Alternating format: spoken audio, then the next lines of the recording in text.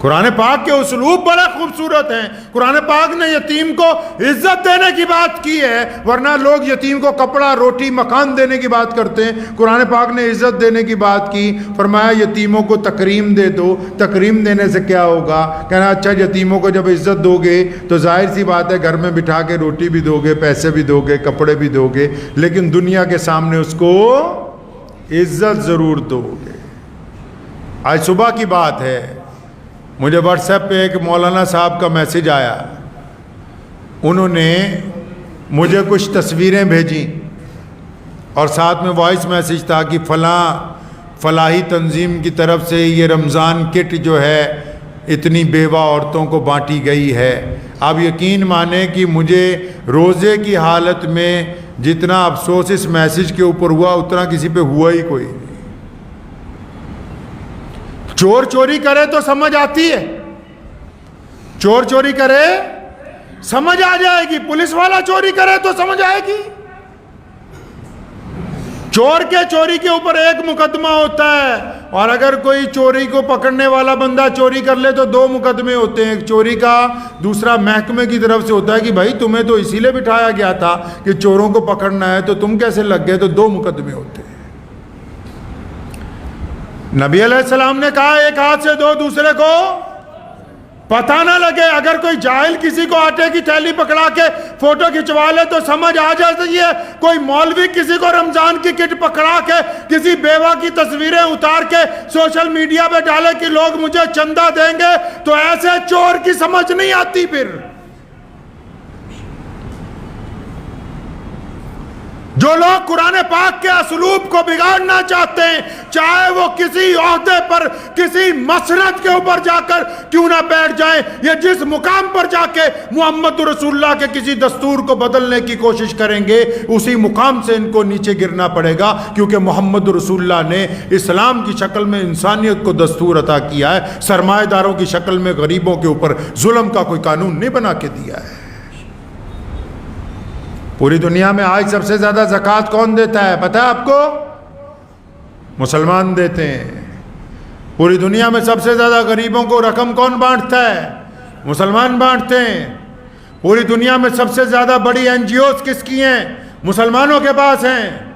पूरी दुनिया में सबसे ज्यादा बेहतरीन हॉस्पिटलिटी मुसलमानों ने कायम की है।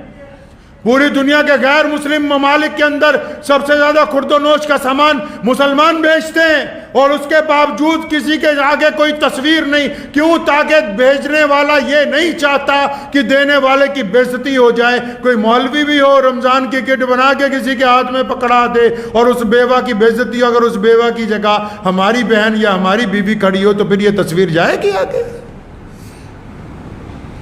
ये उन लोगों को भी कहता हूं जिन्हें शौक है कि रमजान में हम कुछ देंगे तो हमारा नाम हो जाए। अगर नाम लिखवाना है तो अल्लाह के रजिस्टर में लिखवा लें। अगर आपको नाम लिखवाना है अल्लाह के रजिस्टर में लिखवा लीजिए, और वो ऐसा रजिस्टर है जिसके पन्नों को कभी दीमक नहीं लगेगी। जब आप हजारों साल बाद मैदाने महशर में खड़े होंगे तब भी निकाल के सामने रख दिया जाएगा कि फलां बंदे ने अल्लाह की रजा के लिए, किसकी रजा के लिए?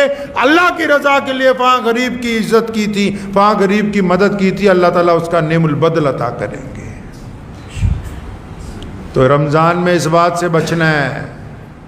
बांटना खूब है, बचना इस बात से है कि गरीब की बेइज्जती ना हो जाए। हाँ, आपको सामान बांटना है, आप सिर्फ सामान की तस्वीरें उतारते लोगों को कहते कि हम ये किटें बांटने लगे, लेकिन किसी गरीब को बिठा के काम पकड़ लिया ना कईयों ने। मैं तो बार बार कहा करता हूँ, हमारे यहाँ कई एक साहब ने मेरे खिलाफ एक छोटी सी वीडियो मुझे बना के भेजी कि आप फलां फलां बातें करते हैं बड़ों के खिलाफ। मैंने कहा भाई तुमने काम बना लिया है, तुमको गरीब और बदहाल किस्म के मुसलमान चाहिए। ये तुम्हारे बड़े बड़े मौलवी जिन्हें बना रखा है, इनको कौन से मुसलमान चाहिए? गरीब बदहाल किस्म के मुसलमान, जिनको ये आटे की थैलियाँ, कंबल, 50 गज के प्लाट दे के तस्वीरें छाप के बाहर के मुल्कों में दिखाएं कि देखो हमने इन गरीब मुसलमानों को दिया, इन्हें खुशहाल मुसलमान नहीं चाहिए। इनकी तो रोजी रोटी उसी से चल रही है। गरीबों को बेच रहे हैं।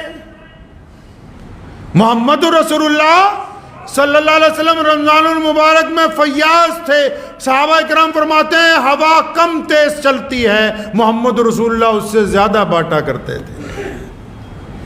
लेकिन नबी अलैहिस्सलातु वस्सलाम ने किसी की इज्जत नफ्स को कभी तकलीफ पहुंचाने की कोई हिदायत नहीं दी। हुक्म हुआ है सहाबा को बार बार कि एक हाथ से देना है, दूसरे को नहीं बताना। बीवी को बताने की ज़रूरत नहीं है कि गरीब बहन के घर क्या दे आए हो। दोस्तों को बताने की ज़रूरत नहीं है कि फला पड़ोसी के घर में क्या पहुंचा दिया है।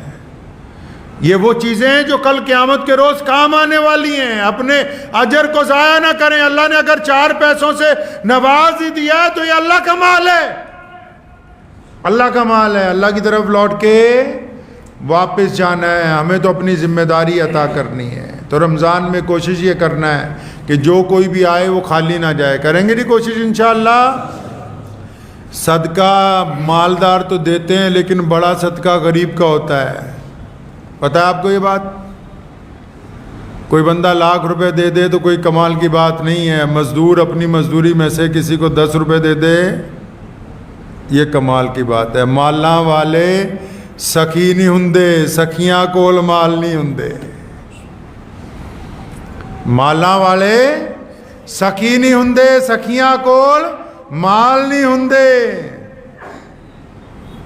ते इत्थे उथे दोनों जहां सखी कदी कंगाल नहीं हुंदे। अल्लाह तो रब ताला के दुआ क्या करें, अल्लाह ताला दिल जिगर अता फरमाए, अल्लाह हिम्मत अता फरमाए। अपना लुकमा दूसरे के मुंह में डालिए, अल्लाह लुत्फ अता फरमाएंगे। और फिर आपको एक की बदले 10 अता फरमानी। कितनी देनी है अल्लाह ताला ने? एक की बदले 10 अता फरमाएंगे अल्लाह तबारक व तआला। इस यकीन के साथ इस रमज़ान में मैं फिर एक दफ़ा गुजारिश करूँगा कि कुरान को पढ़ें, कुरान पाक के तर्जुमे को पढ़ें। एक सूरत पढ़ सकते हैं, एक सूरत के तर्जुमे को पढ़ें, उसकी तफसीर को पढ़ें। अपनी मस्जिद के इमाम साहब के पास जाएँ, उनको पूछें, उनके पास वक्त लगाएँ। और जब आप कुरान को पढ़ना शुरू करेंगे अल्लाह आपके दिल को मुनव्वर कर देंगे, अल्लाह आपके घरों में बरकत अता फरमाएंगे। अल्लाह आपके कुरान पढ़ने की वजह से आपके पड़ोसियों के ऊपर रहमत नाजिल होगी। आपके कुरान पढ़ने की वजह से आपके पूरे मोहल्ले की परेशानियां दूर हो जाएंगी। खुदारा कुरान पाक को अपने सीने से लगा के रखिए। ये वो कामयाब किताब है जो हमें सरबुलंदी की तरफ ले जाएगी। दुआ कीजिए अल्लाह ताला मुझे भी आप सबको भी इन बातों पे अमल की तौफीक अता फरमाए। व आखिर दावाना अनिल हम्दुलिल्लाहि रब्बिल आलमीन।